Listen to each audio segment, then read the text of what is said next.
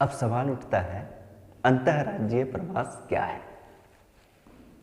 जब कोई व्यक्ति या परिवार गांव से गांव, गांव से शहर, शहर से शहर या शहर से गांव में जाकर बसते हैं तो इसे अंतर्राज्यीय प्रवास कहा जाता है।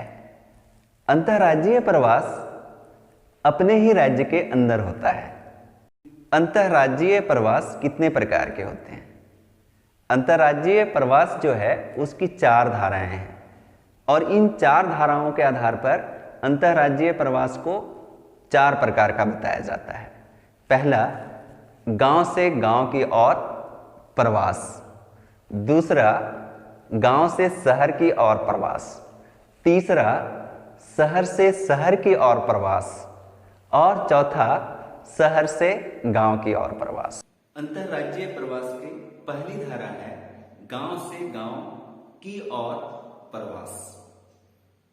जब किसी व्यक्ति या परिवार का स्थानांतरण एक गांव से दूसरे गांव में होता है तो इस प्रवास को गांव से गांव की ओर प्रवास कहा जाता है। प्रायः गांव से गांव की ओर जो प्रवास होता है इसमें सर्वाधिक प्रवास करने वालों की संख्या महिलाओं की होती है। महिलाओं की शादी एक गांव से दूसरे गांव में होने के कारण महिलाओं का प्रवास सर्वाधिक गांव से गांव की ओर होती है। जैसा कि हम सब जानते हैं, शिक्षा, स्वास्थ्य, रोजगार, उद्योग इत्यादि आर्थिक क्रियाओं की संभावनाएं शहरों में अत्यधिक होती है। इस कारण गांव से लोग शिक्षा, स्वास्थ्य, रोजगार के उद्देश्य से शहरों में जाकर बसते हैं। गांव से शहर में बसने की इस प्रक्रिया को गांव से शहर की ओर प्रवास कहते हैं। अंतर्राज्यीय प्रवास की तीसरी धारा है शहर से शहर की ओर, मतलब शहर से शहर में जाकर बसना।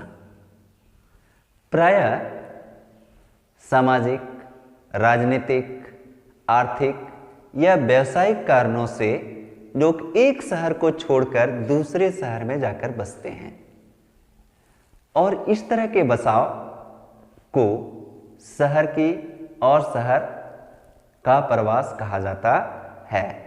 इस तरह के प्रवास जो होते हैं, इन प्रवासों में प्रायः बड़े शहरों से लोग उद्योग चलाने के लिए या प्रशासनिक पदस्थापना के कारण आईएएस, आईपीएस जो होते हैं या जो बड़े अधिकारी होते हैं या टीचर बन गए या कुछ बन गए तो रांची से गिरिडीह में आकर जैसे बस गए, रांची से धनबाद में आकर बस गए।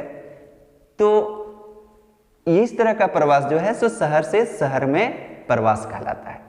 छोटे शहरों से बड़े शहरों में भी जाकर लोग इन कारणों से बसते हैं। जैसे धनबाद के कई सारे उद्योगपति रांची में जाकर बस गए हैं, जमशेदपुर में बस गए हैं या हजारीबाग में बस गए हैं। तो इस तरह का जो प्रवास है इसे शहर से शहर में प्रवास कहा जाता है।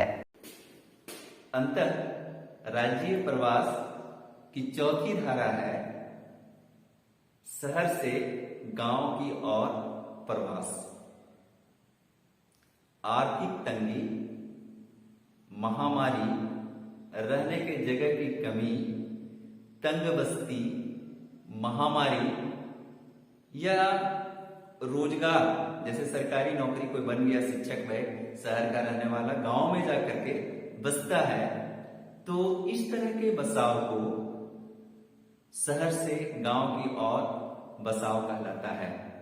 ध्यान में रखना है कि जब अपने राज्य का व्यक्ति अपने राज्य के ही किसी गांव में जाकर के बसेंगे तो इस धारा को अंतर्राज्यीय शहर से गांव की ओर प्रवास कहलाता है या कहेंगे।